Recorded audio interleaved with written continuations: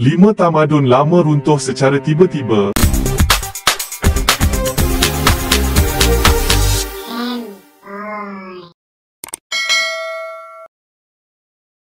Sejarah membuktikan manusia telah lama mewujudkan komuniti-komuniti yang cuba melangsungkan hidup dalam budaya dan adat resam sendiri.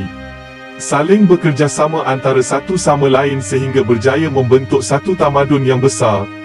Telah wujud banyak tamadun-tamadun lama di seluruh dunia.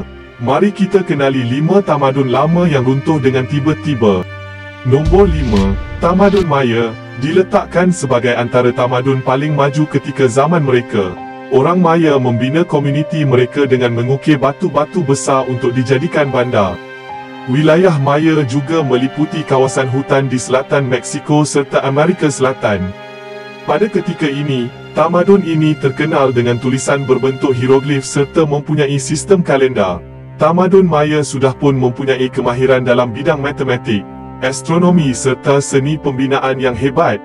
Kemuncak tamadun Maya berlangsung pada sekitar tahun 250 hingga 900 yang dikenali sebagai era klasik. Walaupun begitu, semuanya berubah selepas masyarakat tersebut secara tiba-tiba menjatuhkan raja mereka kemudian meninggalkan penempatan serta teknologi yang telah mereka bangunkan. Terdapat banyak pendapat cuba merungkai kenapa perkara ini berlaku. Antara hujah yang disebutkan adalah disebabkan kemarau berpanjangan berlaku menyebabkan kesukaran untuk mereka meneruskan kehidupan. Ada juga pendapat mengatakan berlakunya perang saudara di kalangan masyarakat Maya sendiri. Nombor 4, Tamadun Indus. Orang Indus mula membina penempatan di kawasan yang kini adalah negara India dan Pakistan seawal 8,000 tahun dahulu. Salah satu tamadun paling awal dunia, wilayah tamadun Indus ini sangat luas sehingga menempatkan anggaran 10% penduduk bumi ketika zaman mereka. Tamadun Indus mempunyai sistem tulisan yang sehingga kini belum dapat difahami selain kepakaran serta membina sistem saliran air yang agak moden untuk zaman mereka. Sekitar tahun 1900 sebelum Masihi, tamadun Indus mula runtuh disebabkan beberapa faktor yang menimpa, yang menyebabkan mereka meninggalkan bandar mereka berpindah ke bahagian tenggara kawasan asal mereka. Sama seperti tamadun Maya, perubahan cuaca memainkan peranan yang besar kepada kejatuhan tamadun Indus. Iklim monsun yang kekal lebih 2 abad tidak berubah menyebabkan aktiviti pertanian gagal untuk diteruskan. Ini menyebabkan orang Indus terpaksa meninggalkan kawasan yang telah mereka bina bagi mencari lokasi lain untuk mendapatkan sumber makanan. Nombor 3, Tamadun Anasazi. Tamadun Anasazi meliputi 4 negeri Amerika Syarikat ketika ini iaitu Utah, Arizona, New Mexico dan Colorado. Mempunyai kemahiran binaan yang menakjubkan dengan bangunan unik yang mampu menempatkan beratus bilik di dalamnya.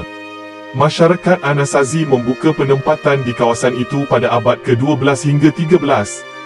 Walaupun begitu, tamadun ini berakhir dengan sadis sekali. Penyelidikan yang dilakukan mendapati berlakunya kegagalan orang Anasazi menguruskan penempatan mereka dengan baik. Hutan ditebang sesuka hati sehingga menyebabkan masalah sumber makanan dan air. Musim kemarau panjang berlaku menyebabkan keadaan masyarakat Anasazi huru-hara, sehingga menyebabkan berlakunya bunuh-membunuh. Tabiat kanibalisme iaitu memakan daging manusia untuk meneruskan hidup juga ditemui berlaku. Anak cucu masyarakat ini masih hidup sehingga kini namun memilih untuk dikenali dengan gelaran orang Hopi atau orang Zuni.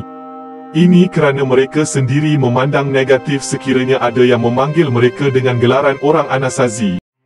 Nombor 2, Viking Greenland. Rekod sejarah orang Iceland menunjukkan pada tahun 985 Erik Thorvaldsen atau lebih dikenali dengan nama Erik the Red membawa bersamanya 25 buah bot untuk mewujudkan sebuah koloni baru di Greenland selepas dia dibuang daripada Iceland kerana kes bunuh.